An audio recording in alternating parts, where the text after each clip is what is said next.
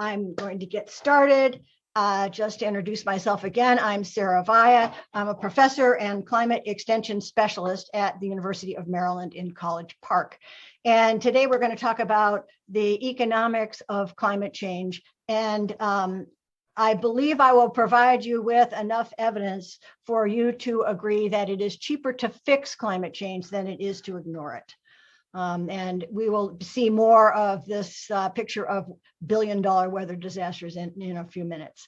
What will it take to curb climate change? I mean, what are we talking about in terms of actions that will cost money? First, we have to stop using fossil fuels. We discussed this in the first webinar 3 weeks ago. And the really good step in this that we need to take is to electrify everything, vehicles, buildings, well, everything, and power it with clean, renewable energy. We also have to reduce methane, which is another one of the major greenhouse gases. Carbon dioxide, methane, nitrous oxide are the three major greenhouse gases. And the main sources of methane are from agriculture and landfills. So chiefly in agriculture, the production of meat, and landfills, when organic material decays in landfills, it releases methane. We also need to reduce nitrous oxide from the use of synthetic nitrogen fertilizer. And there are a lot of people in agriculture working on how to reduce emissions from agriculture, but there's still quite a long way to go. We know how to do all these things, okay? So the question is, why aren't we doing them, okay? One thing I want to discuss is our attitude. And by our, I mean sort of in general American attitudes. I would say overall, Americans have kind of a status quo attitude. They often associate, or we often associate change with it's going to cost a lot. And we'll get to why we think that in a minute. And if we change things, we're going to lose something, okay? We're going to lose jobs, we're going to lose this, we're going to lose that, we're going to lose our way of life. It's associated with bad things, okay? Taking climate action is a scary thing for many people. And also, there's not a very wide understanding of the need for rapid climate action because most people don't really think about it very much. So I've addressed some of this already. Why are we stuck in this status quo attitude? People fear change at a very deep emotional level, okay? Nobody likes to change. Americans are the world's biggest consumers. We buy the most stuff of any nation, and we emit more carbon dioxide per person, per capita, than in any other nation. And in general, we don't want to give anything up. Okay, once you have stuff, it's very hard to give it up. And that's part of the problem. People fear having to relinquish things. Scientific literacy in America is pretty low, unfortunately. And this increases the susceptibility of the population to disinformation and delay tactics. And I'll talk about that in a few more minutes. As I said, people are confused about the need for urgency. Well, we've always done it this way. Everything's been okay so far. So, hey, let's just keep doing it. That's a reasonable attitude, but it is not going to be a productive attitude. Adding to this and to the basic sort of psychology of people don't like change, entrenched interests. This means corporations, especially fossil fuel corporations, and a few others are exploiting the fear of change and the misunderstanding of of the need for climate action. And they're fighting change pretty much with everything they can put on it. Political contributions, disinformation, including a lot of anti-science information. It turns out that on social media, some huge fraction of the disinformation is controlled by a very small fraction of people. And if we could somehow reduce their influence, that would be a big bonus for all of us. But the bottom line is that climate action has been basically stalled because of the politics of fear, okay? And that is not taking us to a good place. So the status quo attitude is boosted by disinformation. And the strategy for disinformation now is not just denial, but also deceit and delay. And there's an interesting new report out on that. I didn't put the link here, but I'll put that in the resources that come afterwards, about how disinformation is working now. And I want to just read to you some snippets of a couple of articles that are very recent. This article from Inside Climate News, which is a very reputable climate news organization, says online disinformation uses the culture wars to delay climate action, study says. And here's just a brief description, and it refers to this study, the study that produced this report. Posts with misleading or false information about climate change continue to flourish online. It's found that much of the disinformation is coming from a small group of actors who wield a large sphere of influence online and have found success in sowing doubt over the urgency, and also sowing doubt about scientific experts, et cetera. So that we are all familiar with that. This article was from May 27th in the New York Times, How an Organized Republican Effort Punishes Companies for Climate Action. So this is kind of interesting, and well, pretty shocking, actually. Legislators and their allies are running an aggressive campaign that uses public policy and the law to pressure businesses they say are pursuing woke causes. I never have figured out what woke means, but anyway. In West Virginia, the state treasurer has pulled money from BlackRock because the Wall Street firm has flagged climate change as an economic risk. In Texas, a new law bars the state retirement and investment funds from doing business with companies that the state controller says are boycotting fossil fuels. So this is a political approach to stall everything, okay? And I am really trying to stay away from the politics here, but this is just reporting the news. Okay. I want to give you a little history because I found this tremendously interesting. I sort of picked up the picture in the 80s from when I read Climate Courage, a book I discussed in the first webinar. But it turns out that the US political view on climate change was not always negative, okay? And so I want to take us back to the 1970s, the first Earth Day in 1970. This was brought about on the heels of a lot of environmental problems. Lake Erie was catching on fire and there was just air and water pollution everywhere. It was really terrible. And, oh, sorry, the New York Times got in the way of the Clean Air Act, which was established in 1970, along with the EPA. The Clean Water Act came along in 1972. In 1973, you might remember there was a big gas shortage because there was an oil embargo. And so I just put in this picture I found online of a Volkswagen Beetle waiting at the gas station. It struck a chord with me because I think I had a Volkswagen Beetle at this time. And I remember waiting in gas lines. I was a student at Duke then. I was in my last semester doing a independent study down at the Duke Marine Lab, and I was driving around lining up for gas with everybody else. So that was not a very good time. In 1979, President Carter installed solar panels on the White House. Here's a picture of him in front of the solar panels. And what he said in his speech was really prophetic. He said, a generation from now, this solar heater can either be a curiosity, an example of a road not taken, or it can be just a small part of one of the greatest and most exciting adventures ever undertaken by the American people. Jimmy Carter was right on the mark, but he was really dissed by everyone, which I think was completely unfair, but whatever. He served one term, and then the panels were removed in 1986 by President Reagan, and the tax credit that Jimmy Carter established for renewables were allowed to lapse. So we really sort of, took that step back, and then we entered this sort of limbo nothingness for action for many, many years. In 1988, many of you know who Dr. Jim Hansen is, and a super prominent climate scientist. And he testified in the Senate about the increasing certainty that scientists had at that time, that climate change is real and caused by humans. And here he is testifying in the Senate, and he made some projections. The blue is his projections about what he thought would play out in the next 20 years.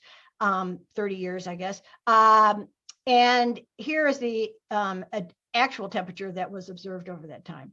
He was right on the mark, okay? So James Hansen knew what he was talking about. President Bush, 1989, the first President Bush, HW, listened to him and he said, we will act on climate. In 2001, the second President Bush, George W., said, the US is the world's largest emitter of man-made greenhouse gases. We recognize our responsibility to reduce our emissions. Whoa, okay, did you remember that? I did not remember that. In 2007, John McCain had been working for years to build bipartisan support for climate solutions in the Senate. He said, we've got to act. This is 2007, right? This is many years ago. Unfortunately, we have not acted. Why? It's the special interests, the utility companies and the petroleum companies that have blocked progress in the Congress. And they've done this by, he didn't say this, but this is what happened. They've done this through lobbying and political donations to various members of Congress so that they could gain their favor and essentially stop anything from happening. So there we are in 2007. Then things started to go really downhill in 2010. And we entered the era that I call climate change will cost too much to fix. This became a sort of mantra of why we can't do anything. It will cost too much to fix. In 2010, the Supreme Court made a ruling on Citizens United, this is the case, that removed all spending limits for corporate political spending. It basically allowed corporations to give political candidates as much as they wanted and to give these political contributions through political action committees that did not have to disclose their donors. So rich people of influence who have a vested interest in wanting to keep things the way they are were able to donate millions of dollars to political candidates without their names ever coming up. It was all in secret. And, it's never good to have stuff like that in secret. So people were not aware of what was going on. In 2012, Mitt Romney, of course, was running for president. And he had a significant history of climate action when he was the governor of Massachusetts. But he shifted to sort of align with the Republican stance at the time, because he was a Republican candidate for president. And he began to oppose climate spending. Then in 2012, Senator Inhofe, and I'm sorry, I've blocked out his first name, Senator Inhofe, who chaired an important committee, finance committee or something, I can't remember which one, but again, a committee that takes up the idea of climate action. He said, I was actually on your side about doing something about the climate. When I was chairing the committee, I thought it must be true, that is climate change. I thought it must be true until I found out what it would cost. Well, gee, I thought climate change was a physical process, not an economic process. I thought it would be true till I found out what it would cost. And then it was like, bong, we're not doing anything more on climate. In 2015, Senator Inhofe, did the infamous stunt of throwing the snowball in the Senate. Well, why was that such a big deal? He did it when the DC area was under the grip of what was called Snowmageddon, this gigantic 20+ inch snow that we had in February. This is my car sitting in the driveway under all the snow. And Senator Inhofe is in the Senate. He's holding a snowball. And he says, we keep hearing that 2014 was the hottest year ever. But you know what this is? It's a snowball from just outside here, where it's really cold. Now, that displays, of course, that Senator Inhofe does not understand very much about climate change, because we are certainly able to have huge snows in the winter, even when the average temperature is going up, up, up. But anyway, this was, very well publicized little stunt in the Senate. President Trump said in 2016, and you all know this also, I think there's some connection between humans and climate change. It depends on how much it's going to cost our companies. So all of a sudden we're talking cost. And I'm thinking, wait a minute. Climate change follows the laws of physics, not the rules of economics. And it is going to keep on going until we stop what is causing it, which is the emissions of greenhouse gases. Now, people can choose not to believe the science, okay? They can choose not to believe it, okay?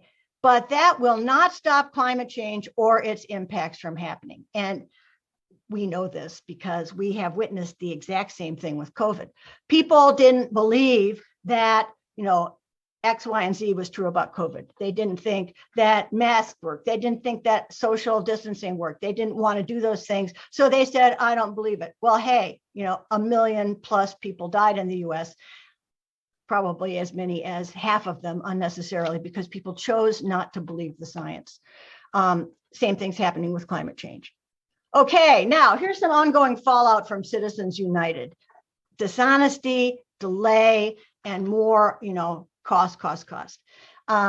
This is a really interesting article from 2019, which is addressing the failure of our last big effort in the Senate to pass climate legislation, okay? The Waxman-Markey bill. This was a sort of cap and trade method for controlling emissions and reducing future climate change. The lobbying, this is from Forbes magazine, the lobbying against one bill cost all of us $60 billion in climate damages. So, we're sitting in our homes or doing whatever we're doing. Meanwhile, 700, right here, firms spent $700 million on lobbying the bill and they were able to defeat it. Did they pay that $60 billion? No way, we paid it. And we are suffering the consequences of accelerated climate change because that. Here's a link to that Forbes article, and here's the actual paper in Nature Climate Change that did that economic analysis. The Harvard Business Review, just in this January-February 22 magazine issue, says corporate political spending is bad business. Supreme Court's 2010 decision in Citizens United, there was something before this, they're describing that ruling freed corporations to fund political candidates and dark money campaign committees, organizations that do not have to disclose their donors. Now something really perverse is happening. Not only, is this money being used to block climate action, but get this, as a result, companies now donate to help elect candidates they hope will do their industry's bidding or support a specific cause, even as they publicly advocate for the opposite stance. A 2020 report by the Center for Political Accountability offers examples. Corporations that have publicly demanded racial equality while making contributions to groups and candidates that promote racial gerrymandering. Corporations that purport to be concerned about climate change while donating the group to groups that challenge the EPA's rulings. That blew my mind, okay? Because that's a level of deceit that is just beyond unacceptable, okay? So I fall back on this, which I think about a lot. Attitude is everything. And this will be really important in the rest of this talk. There's two attitudes we can choose from, okay? Do nothing, inaction, that's the status quo thinking I discussed earlier. If we act, we'll lose this way of life and climate change might not be that bad anyway. So that's inaction, status quo thinking. The second attitude we can choose is, action. I call this the new and better world thinking. This is a different attitude that focuses on creating the kind of vibrant post-fossil fuel world that I discussed in the last webinar. This thinking is sort of goes like this. There is a once in a generation opportunity here to solve a big problem and make a great future. Hey, now who doesn't want to do that, right? So on the one hand, we've got people who are worried about losing something. On the other hand, we've got the opportunity to make something great, okay? Fortunately, economists are increasingly taking this attitude because they have worked out the math and have figured out that taking the inaction attitude is going to be very costly for everyone. Okay, so let's talk about what it's going to cost. What will it cost to curb climate change? In other words, what is the cost of climate action? Now, the cost of action is what it costs to decarbonize, what it costs to transition to totally 100% clean energy with wind and solar, and the other clean forms like hydro, et cetera. What will it cost to transition all of our vehicles to electricity, to do all the other things to decarbonize the economy and get rid of the other fossil fuels too. So that's the cost. It's what it's going to cost to actually do it, minus what we would pay if we don't do it. Okay. Now, the true cost of fossil fuels, I'll discuss in just a minute, much bigger than the price at the pump. Okay. There's a lot of costs that taxpayers and just regular people are paying in money and in their health that are not acknowledged by the fossil fuel companies and certainly not dealt with by them. Plus, there's the cost of climate impacts, rising temperatures, flooding, hurricanes, et cetera. So the cost of action is what it actually is going to cost, minus what we would spend otherwise, what we're already spending for fossil fuels and what we're already spending and future spending on climate impacts. Now, let's talk about the cost too much math. The cost too much math says the cost of fixing climate change is, here's equal sign, the cost to decarbonize. That's what that's what we've already talked about. But then they say, oh, wait a minute. Well, we're not going to talk about those costs of fossil fuels, so that's a big zero. And we're not going to talk about the cost of climate impact, since it's not happening anyway. So it leaves us the cost to decarbonize. This is a very tilted sort of equation because we know these things are not zero. So this is just a gigantic piece of disinformation. And I'm fairly confident most people don't know what the true cost of fossil fuels is that we have been paying for, my entire lifetime and before. And people haven't done very much thinking about the cost of the impacts either, although we have been paying those. So what's the real cost of fossil fuels? A lot more than what you pay for utilities or what you pay at the pump. And that's because coal, oil, and natural gas have received $5.9 trillion in subsidies in 2020. Okay, this is 1 year, $5.9 trillion in subsidies. This is $11 million a minute, benefiting the producers of coal, oil, and natural gas. A small fraction of this is for, subsidizing expenses to develop new, sources of these fossil fuels. But most of it is what it costs to clean up the damages of these fossil fuels. So that's a subsidy because the company is selling a product producing these damages, but they are not taking responsibility for the damages. So the true cost of coal is huge. If you're not aware of mountaintop removal mining, it's like the worst environmental disaster that nobody knows about. There is absolutely irreplaceable environmental damage all through the Appalachians that has occurred from mountaintop removal mining. If you don't know what that is, the coal companies come in, it's like surface mining. The coal companies come in with big machines and lots of explosives, and they blow off the top of the mountain, push it down in the valley, and scrape out the coal. And they do this like 8 or 9 times till they get down to the bottom of the coal. And then they are supposed to reclaim it. But I'll show you a picture later of what a reclaimed site looks like. So this is irreplaceable environmental damage. Many species live nowhere else and their habitat is being destroyed. Air pollution from coal dust, a large fraction, maybe 20% of coal workers get sick from the coal dust. When you burn coal for power in a coal-fired power plant, like the ones we have in Maryland, CO2 comes out the stacks along with 85 toxic compounds and a bunch of small particulate matter, PM 2.5, which is really the most deadly. And that's released by burning coal for power. So there's a lot of air quality issues from coal. Then there's the coal slurry pits. Part of the preparation of the coal for using in making power is somehow to clean it, or I'm not exactly sure what happens, but it generates these large pits of coal slurry. And the companies have not been very conscientious about safeguarding these big ponds, giant ponds. They're filled with water and slurry. So there's a lot of weight in there. They're usually held back just by earthenware dams, and they break pretty often. Here's a picture in Kingston, Tennessee, when one broke. Here, it was over here somewhere up the mountain, came down and obliterated an entire town. This is all coal slurry. Okay, it was a huge disaster, and I don't know how much the company had to pay for cleaning it up, but I can promise not the entire amount. I'll talk more about another coal ash spill later, and the health impacts to miners, et cetera, the mining communities, everybody from air pollution. That's the true cost of coal. The true cost of oil beyond the CO2 and the subsidies for development. We have spent in the US a lot of money to protect foreign oil fields. Here's a picture of the Gulf War. When we went to, I didn't go, obviously. We sent our troops to Kuwait to defend the oil wells after the Iraqis invaded.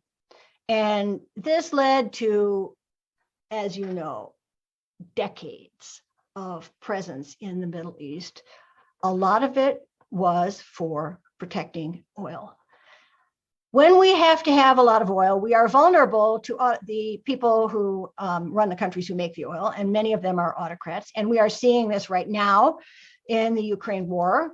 Russia has a lot of gas, and Europe needs it. And if Europe didn't need that gas, they could just say, "Hey, we don't need you. So what?" But they are in a bind because they need that. Air pollution from vehicles leads to untold health impacts. Here's a picture of Beijing, one of the most polluted cities in the world.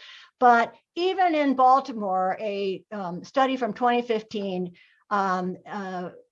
calculated that about 820 people die in Baltimore every year from air pollution.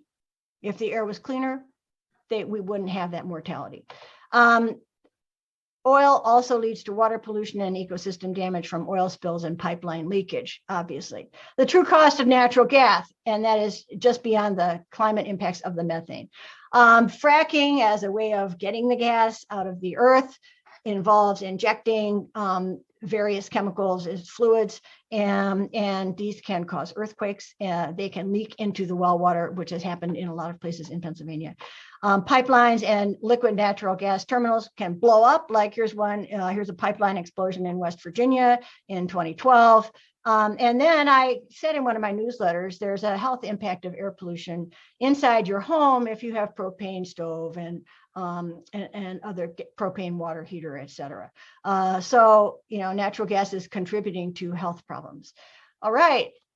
Now let's talk about the cost of remediating this environmental damage. I put it in quotes because it is clear that it is never really remediated. Here's a picture of what they call a reclaimed mountaintop removal site in Kentucky.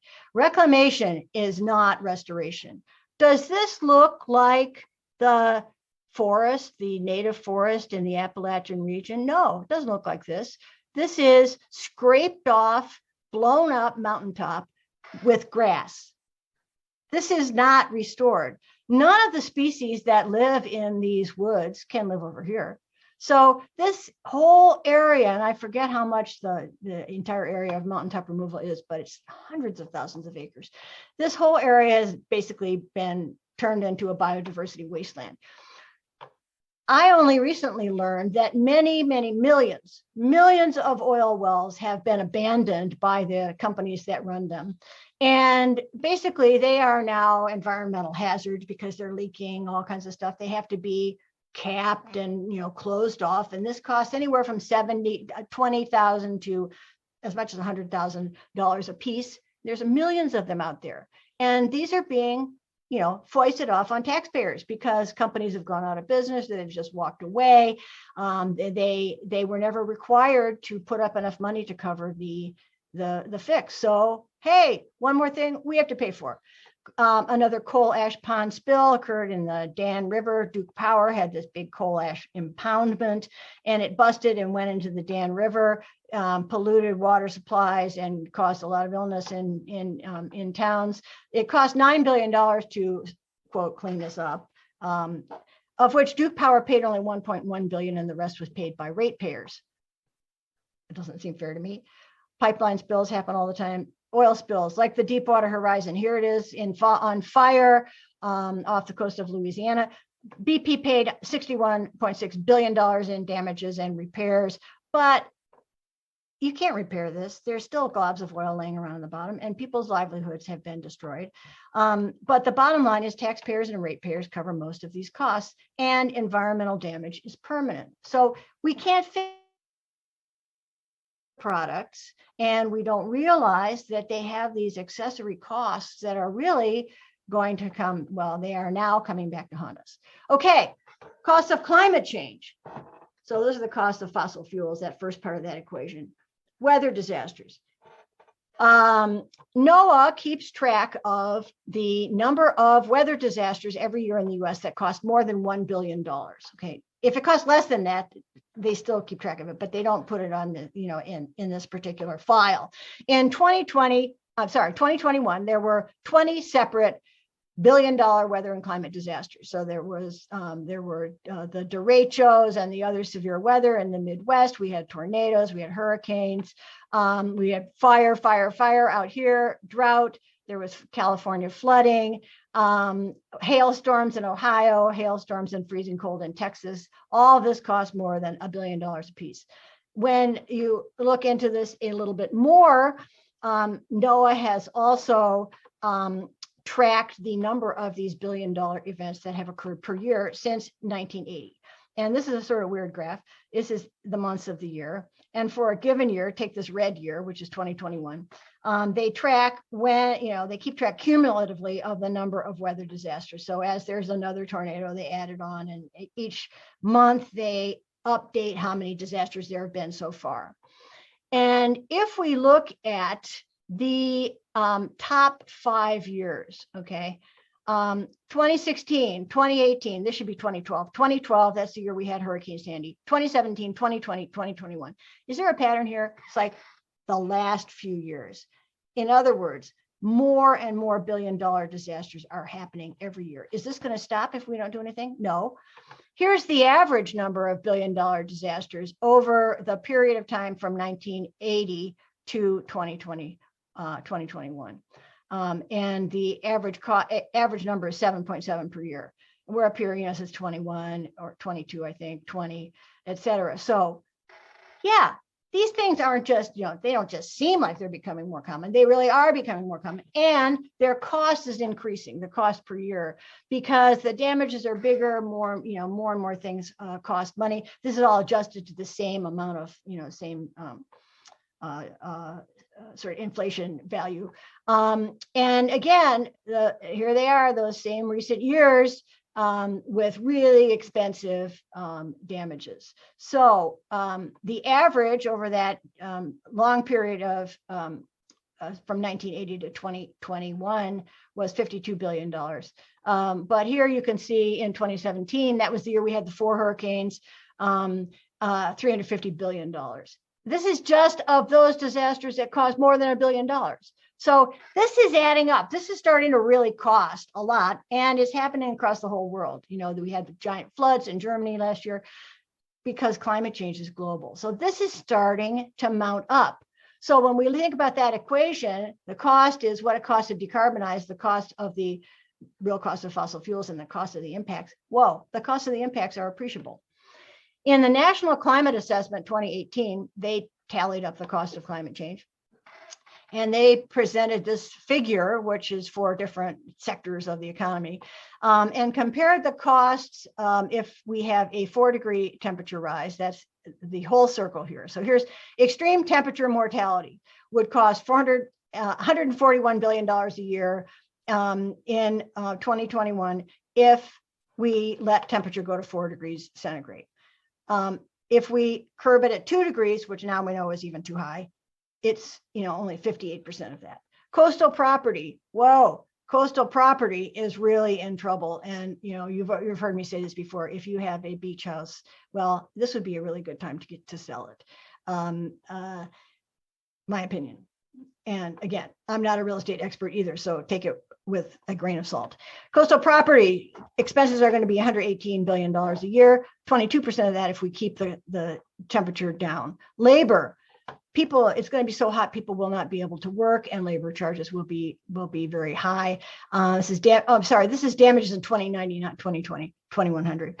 $155 billion a year only half that if we keep the temperature down. And here's all the various other sectors, and you can look that up in the National Climate Assessment: roads, air quality, et cetera. In my opinion, these are underestimates. Okay, they're very conservative, and it's going to cost us more than that. In 2021, the Natural Resources Defense Council, a prominent nonprofit, environmental nonprofit, produced a report that says health costs alone, not all the rest of this, not coastal property, et cetera, just health costs. Health costs from climate change and fossil fuel pollution top $820 billion a year. Okay, this is real money, people. You know, this is a lot to pay. And yet it's all happening in the background because we don't associate our hospitalization for cardiac respiratory problems with driving our car or other use of our power, other use of fossil fuels. It's separated. So that's what's called an externality. The costs are external to the use of the product, and that is very insidious. Okay, economic impact of climate impacts. This is not a bad way of saying it. The cost of climate change increases with inaction. Here's a graph from what's become a really prominent paper published in Science Magazine in 2017. This shows the temperature increase in the late 21st century above the prehistoric, pre-industrial levels. And this is direct damages in percent of GDP, okay? And this is just for the US. So these are the different possible pathways. RCP 8.5 is don't do anything. RCP 4.5 is do a little bit. RCP 2.6 is do almost enough, but not quite.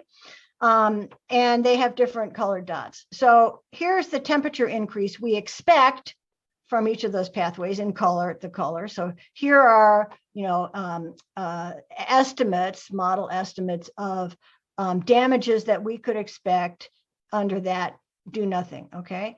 Percent of GDP. Well, it might only be 2%, but we could go all the way up here to 10 or more percent, okay? The values in the gold are that middle path, and that's a lower impact. And then this value is a lower impact than that. So this shows that I think it's not zero, but that's a topic for another day. This is meant to show if we don't do anything, we're going to be much worse off than if we do something. Citibank produced a really interesting report in 2015 where they show that the impact to gross domestic product from the negative effects of climate change is a lot. And this is predicting into the future, again, to 2100 or 2090. If we can keep keep global average temperature from increasing more than 1.5 degrees C, which is better than this, we're only going to lose 20 trillion.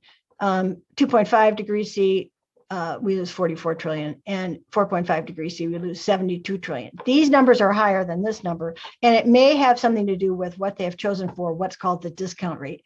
This is the absolute edge of my knowledge of economics, but my understanding of the discount rate is you put it in economic projections to sort of compensate for how much you're worried about the impacts in the future generations. If you have a 0% discount rate, it means you're worried about the future just as much as you're worried about the present. If you have a higher discount rate, it means you don't care about the future as much as you care about the present. Now, I know there are some economists in the audience, and I probably have not paraphrased that very correctly, but this is one reason why some of the estimates that you read in different reports or different articles differ, because they make a different assumption about how much we're going to care about the future, sort of like front loading our efforts. Do we care that much about the future? Or are we going to put most of our effort now?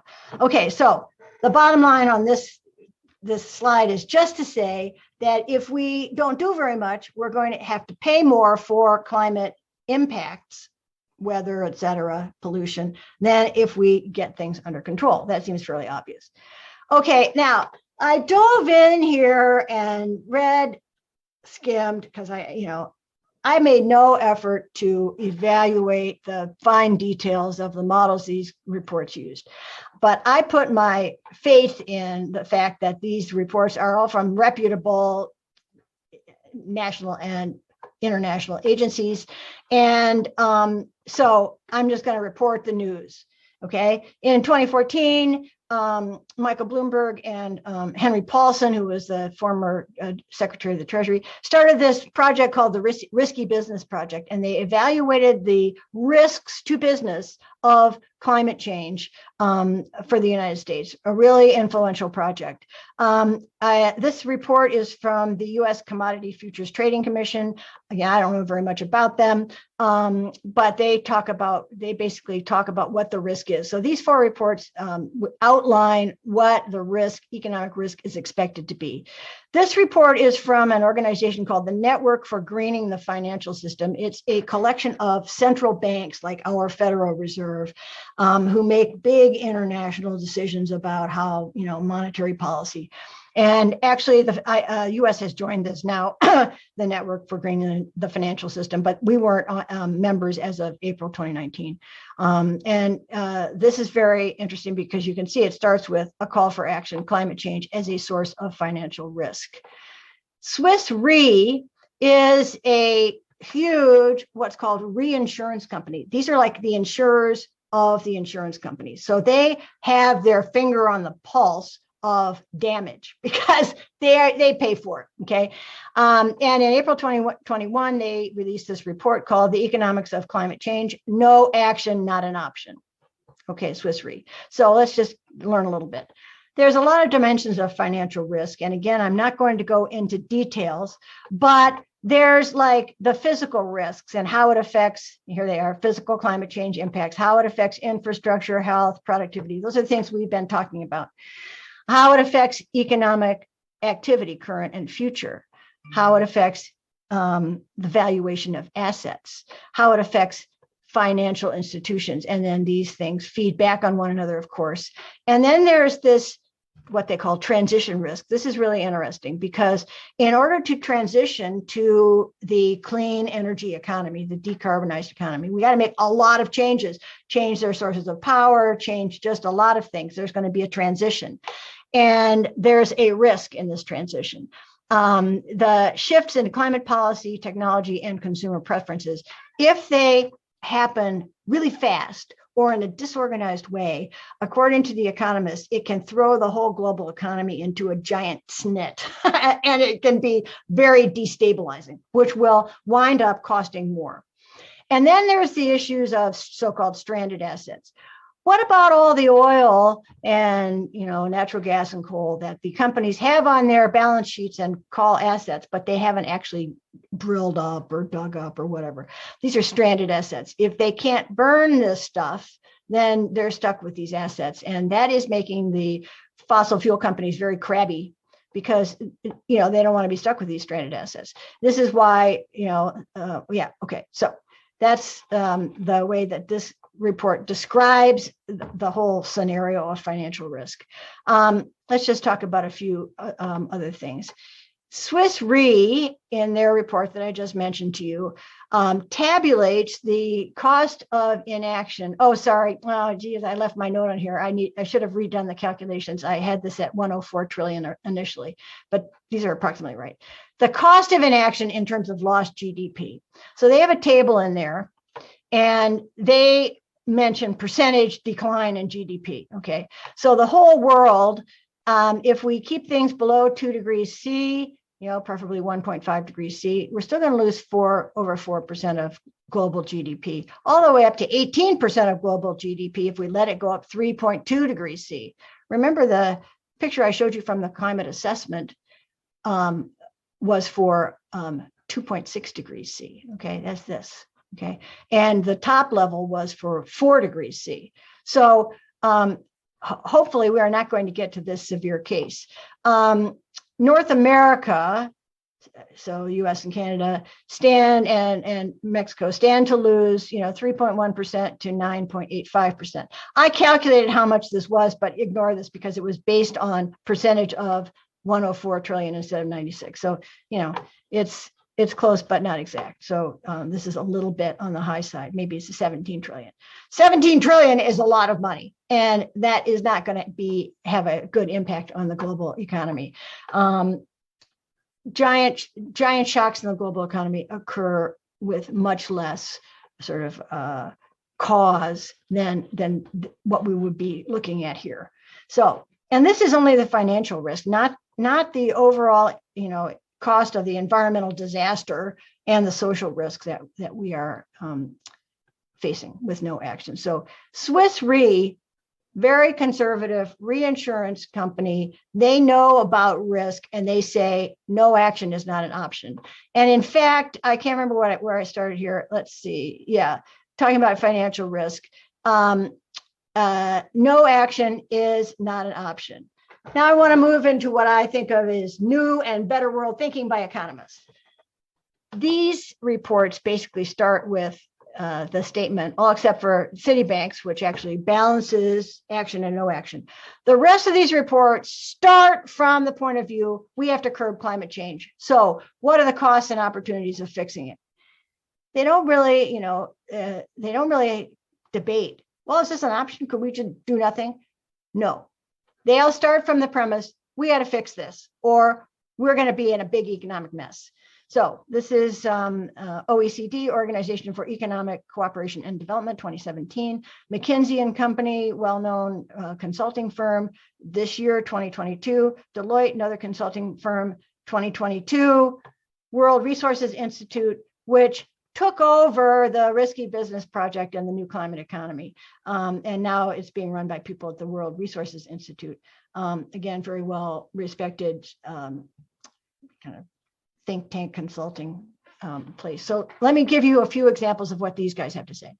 Citibank, 2015, they calculated an action versus an inaction scenario. And they showed it in this little cartoon. So inaction is going to cost 192 trillion. This is through the century. 192 trillion for inaction. 190.2 trillion for action. In other words, we save 1.8 trillion through action. Now, 1.8 trillion sounds like a lot of money, but what you have to understand is we fix the climate problem and on top of that save money. So the way they describe this is it's a small difference in the total bill. It happens to be positive, but it allows us to avoid these gigantic liabilities that would occur because of climate impacts. So this is that report. The action involved modifications to the power system of the kind we've been talking about, to the transport system, widespread increase in energy efficiency, and a few other things that aren't happening over here. Okay, now McKinsey and Company, long report, 100 or so pages on the transition to net zero. Again, they start out with the premise, we've got to do this. So what's it going to cost? This is a redraw of one of the more complicated figures. The figure that shows this information is more complicated out of the original report. So I reproduced the one from Bloomberg Green, and they show how much we have to spend in these various 5-year intervals up to 2050. And the current spending, current policies, this is what we're already spending for stuff, already spending for fossil fuels and for the other things, all the other costs. This is already, the black lines are the status quo. We're already doing that. The green lines are additional spending, okay? If we look at the additional spending that's needed to reach net zero by 2050, it's only 9% over what we're spending already. Bloomberg Green calls this a bargain. Well, I would call it a bargain too, right? Because not only do we, 9% more is a lot. I mean, it's trillions, $25 trillion, but it avoids the climate impacts. It gets us out of this deep hole that we're in. And really, there is not a way out of that deep hole unless we get ourselves out of it. And to cost only 9% over what we're spending now, hey, bargain.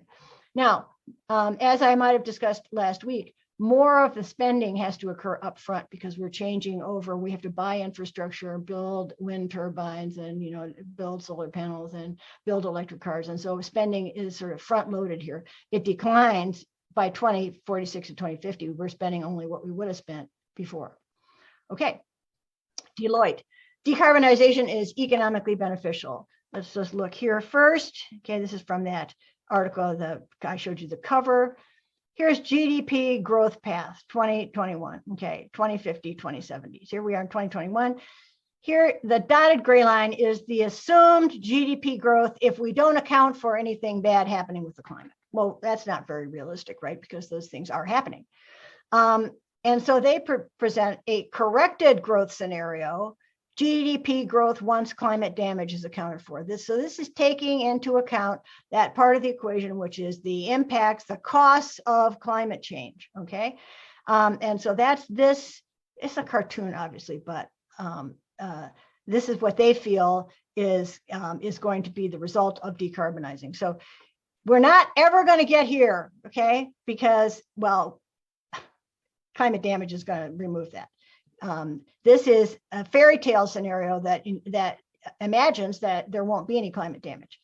Here's if we acknowledge climate damage, here is the boost in GDP that Deloitte thinks will happen because of decarbonization, because of the economic benefits of getting rid of fossil fuels. The future expenses of fuel will be greatly reduced. The health costs will be greatly reduced, et cetera. So it's a sort of non-linear thing here. Initially, there's an impact, okay? So we are losing a little bit up to 2048. That's a turning point.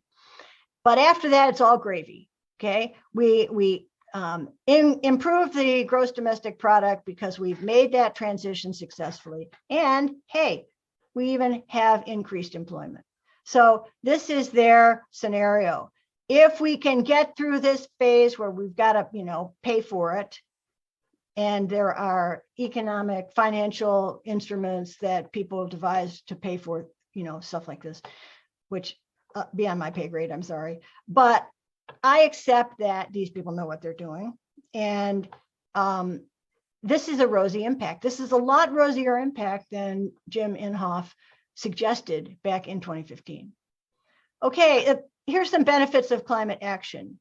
Clean energy creates a lot of jobs, okay? Here's the jobs we had in US power generation in 2019. There's a lot of jobs in solar. This just shows how many people are employed already. There's, fewer jobs in the fossil fuel industry and, wind and the other renewables, okay? Solar has a lot of jobs. And as Saul Griffith points out in his books, you can't send these jobs overseas because you need those solar technicians on your house or out there at the solar farm installing and maintaining. You need the guys on the wind turbines, keeping them going and maintaining them and building them, et cetera. You can't send those jobs overseas. So these are jobs that US workers can get. If jobs are reduced in the fossil fuel sector, which they will be, we can retrain people to join the clean energy jobs instead, okay? Now, here's another thing that's kind of interesting. What's really a good way of producing a lot of jobs for not that much money? Jobs created per $1 million in clean energy in the green, fossil fuels in the brown. A lot more jobs are produced for a $1 million investment in infrastructure, wind turbines or solar panels or whatever, than are created by the fossil fuel industry, because a lot of the jobs, especially in the coal industry, are automated. And they got rid of a lot of people back in the 1980s. I think maybe I'll show that in a minute. Job creation in clean energy and energy efficiency. This is from Department of Energy, a report that they came out with. It's for 2021, so it's a recent report. Electric power generation employs over 800,000 people, and jobs are up, but not for coal or nuclear, okay? And so the price of generating electricity using coal is becoming greater than the price of generating electricity through solar panels and wind turbines. So that's why coal-fired power plants are closing down, because they're not economical. The fuel sector employed almost 1 million people, 900,000 people, and jobs decreased in that sector 3.1%. Petroleum, drilling the oil, onshore and offshore, et cetera. Coal fuel employment went down almost 12%. Biofuel went up, okay? But jobs drilling oil and obtaining coal, which is not deep mined anymore, which is scraped off the top by mountaintop removal. I guess maybe it's deep mined out in Wyoming. I don't know. But a lot of jobs lost there. Why can't we set up job training programs in West Virginia and Kentucky, et cetera, and train people to take the good paying jobs in the clean energy industry? And energy efficiency, also good jobs. You can't outsource them because you got to have the guys come to your house or go to the buildings. And so that's increasing. Oh, this is the sad story of coal jobs. I knew this, but I had never seen this graph before. Back in the 80s, when they started to do the surface mining, which is done with gigantic vehicles. I mean, you can't believe the size of these vehicles. And they don't need people down in the mines anymore with their, their miner lights and whatnot, because they scrape the stuff up with these gigantic pieces of equipment. So during the 80s, 90s, and 2000 up to 2008 was the big banner year. Coal production increased, but they laid people off like mad. Okay, they laid people off like mad. Now, if we say, well, we want to transition to solar, we hear we're going to lose jobs in the coal industry. Well, what were you saying back there when you automated and laid all those guys off? So again, the loss of coal jobs in the 80s due to automation and surface mining is far greater than what is going to be lost through clean energy. And so it seems duplicitous to suggest that clean energy is going to kill the coal industry. Okay, clean energy and energy efficiency are highly beneficial for rural communities. Farmers and states get paid to generate power through wind turbines. Wind farms generated about $1 million in state tax payments and lease payments to farmers in 2018. That's a lot of money. Energy efficiency can reduce power use by 25%. This would save rural households up to $475 a year. These changes, this transition to the clean energy economy is going to benefit people in every state, okay? And the rural states, the red states, these folks are going to benefit. Texas received a lot of money from wind turbines, okay? And this is a big benefit to them. So it's not like part of the country is going to get cut out here. Okay, now, how can we get fossil fuel companies to stop fighting this? Again, Saul Griffith, who I hold in very high regard, he wrote this book, Electrify, which I discussed last time. He has kind of an outrageous idea, but hey, we need out of the box ideas. So his idea is this: fossil fuel companies are really worried about these stranded assets, all this, infrastructure and fuel still in the ground that the companies have on their balance sheets, $90 trillion. He says much of it hasn't really, they haven't spent any money on this fuel. It's just like land where fuel is underneath. Okay, so it's not like they spent any money, but they have valued it. So why not, have the U.S. government buy these assets back and say, hey, we'll pay you a 10% profit on this money you haven't spent yet. And that'll be $9 trillion. And then the fossil fuel companies who have all this money, $9 trillion, can use this money to invest in clean energy and transition their companies, their businesses over into the clean energy economy.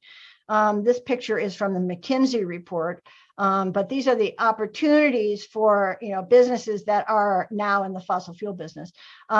Decarbonizing processes and products, replacing high emissions products with low emissions one, and other supply chain stuff. So Saul Griffith points out, he says, people in these fossil fuel companies are really good at finding fuel, out there, recovering the fuel, working in bad conditions, et cetera. These are the people we need to put up all these wind turbines and to do all this other work. This is a crazy idea, but we need crazy ideas. So to that, I say, hey, somebody think about this. Remember, Saul Griffith is the guy who suggested heat pumps for peace. If we transition to electric heating and cooling in our homes, we would save a lot of money, and we wouldn't have to buy oil from dictators and other autocrats who want to push us around. So good idea. Now, this is the last part I want to talk about. Who should pay for this? Okay, it's going to cost money. Who should pay for it? Well, how about the nations who've emitted most? This is like, clean up your own campground, right? The nations who have put most of the damage, have caused most of the damage, should pay for most of it. That's a sort of fairness doctrine. This is a question. I'm putting it as a question, not as a statement. So what country has put most greenhouse gases into the atmosphere? The United States, no question. The cumulative carbon dioxide emissions from 1850 to 2021, we are the big winner. China comes in second, Russia, Brazil, on down the line. This is over time, okay? And those gases are still up there. Per capita emissions, the top 10 greenhouse gas emitting countries, the United States wins. We emit the most per capita of all nations. And any of you who came to my carbon footprint webinar last year will recognize that the communities I mentioned in Maryland have are not here at 15, are up here at 40 and 45 and 90. Okay, Americans are the top emitters per capita. And India is the 10th top emitter, but per capita, not so much. And other countries, the poor countries, they are not emitting, anything. They are suffering. They are taking the consequences. They are not, causing it. The world's 10 top greenhouse emitters make up over 70% of the total emissions. So this is in 2012, China emitted most, not because their people per individual are living so high on the hog. They have a lot of people. Okay, USA emitted next most. We have far fewer people, but more emissions. Okay, now, so should the high emitting countries be asked or required to reduce their emissions more? That seems reasonable to me. Should the high emitting nations finance adaptation in suffering low emitting nations? This is something that has been agreed upon in the climate talks, but the pool of money to finance adaptation and help these poor nations sort of recover and move forward has not materialized to the extent that the rich nations have promised. Who should pay for decarbonization? Well, what about the people who've emitted the most? There are a lot of people in the high emitting countries who don't have very much money, okay? And they have very low carbon footprint. So if we look at the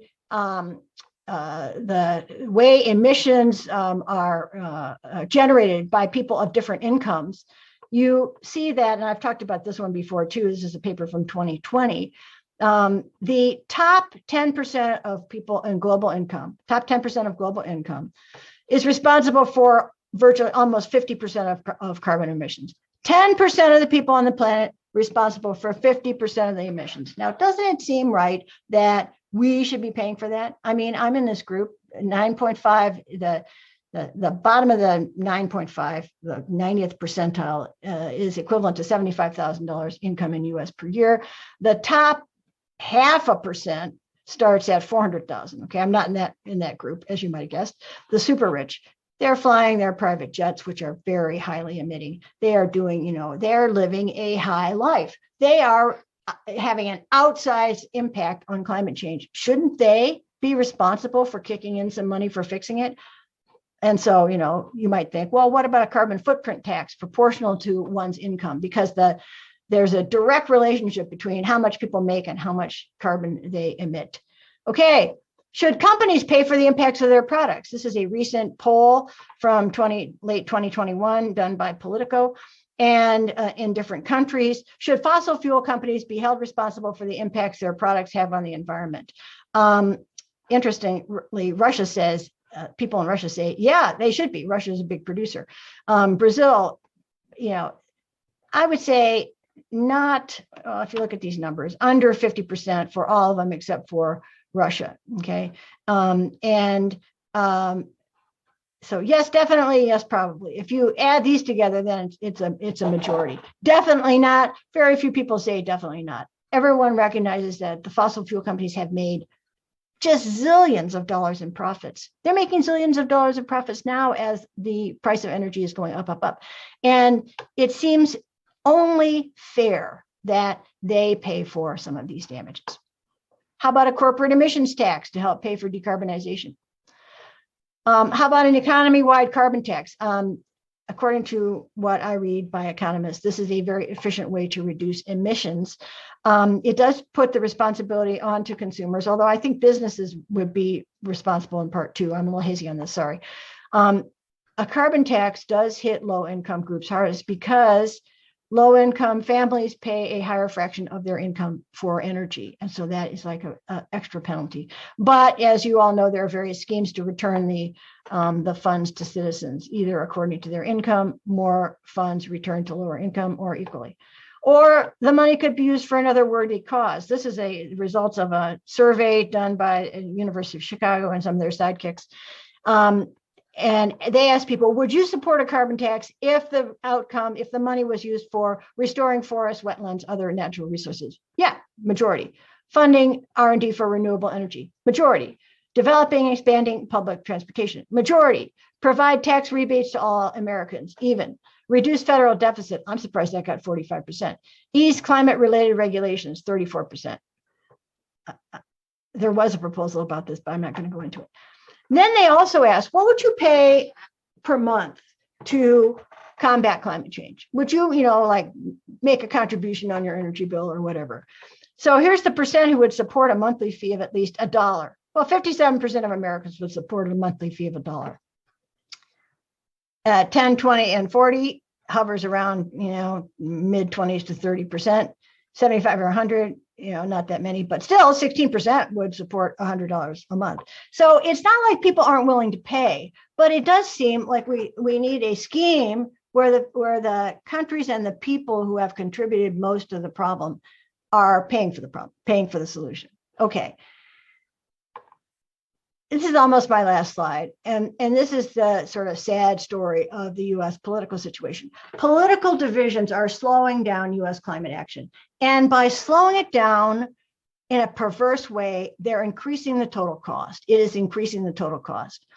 And this survey is part of the Climate Change in the American Mind series from the Yale Climate Change Communication and the George Mason Center for Climate Change Communication.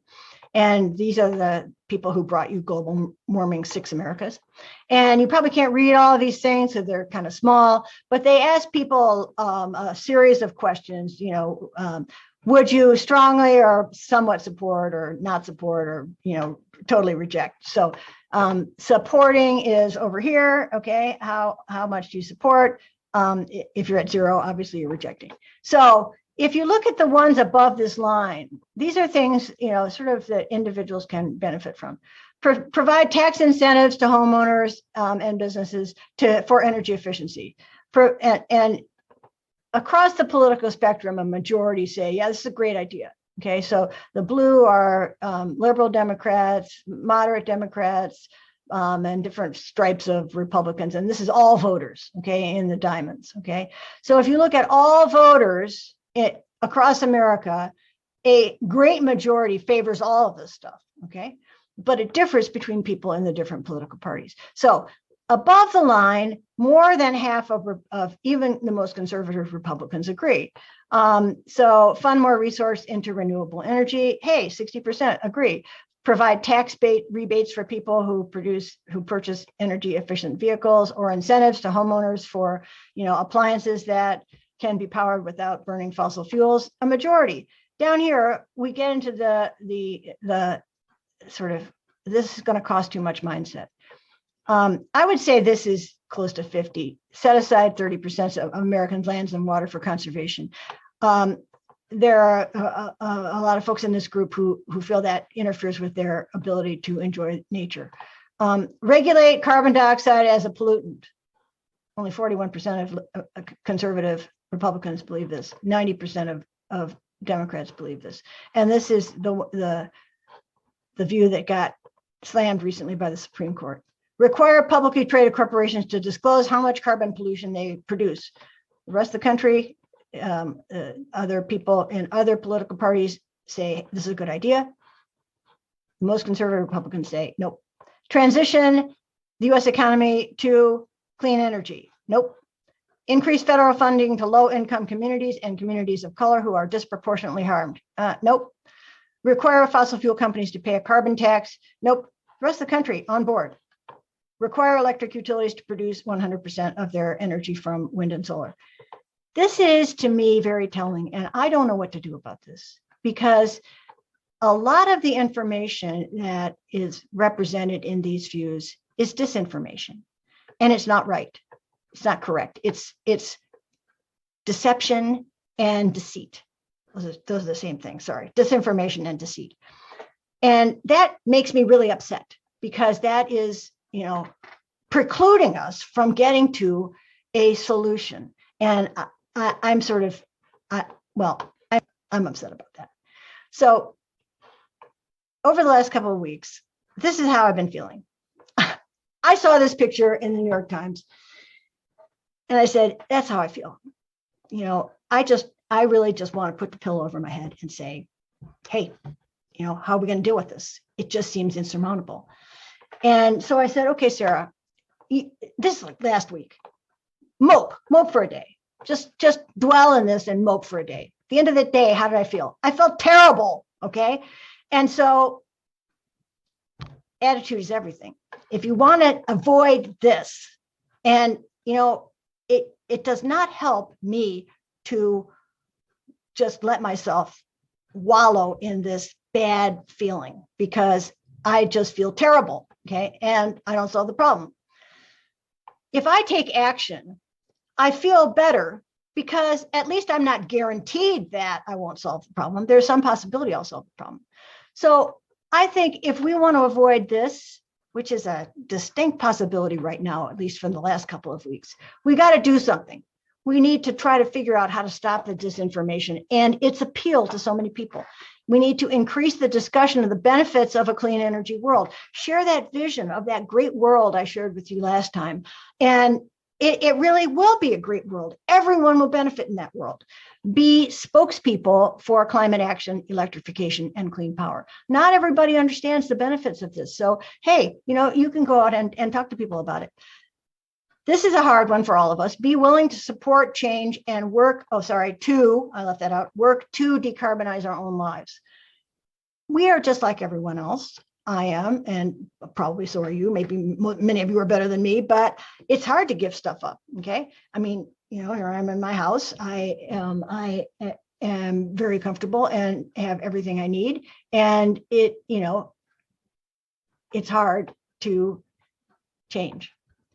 Advocate for climate action. I know a number of really important advocates in Maryland are either on this call or signed up for the webinar, and that makes a big difference. So if you can become, a political advocate, that is important.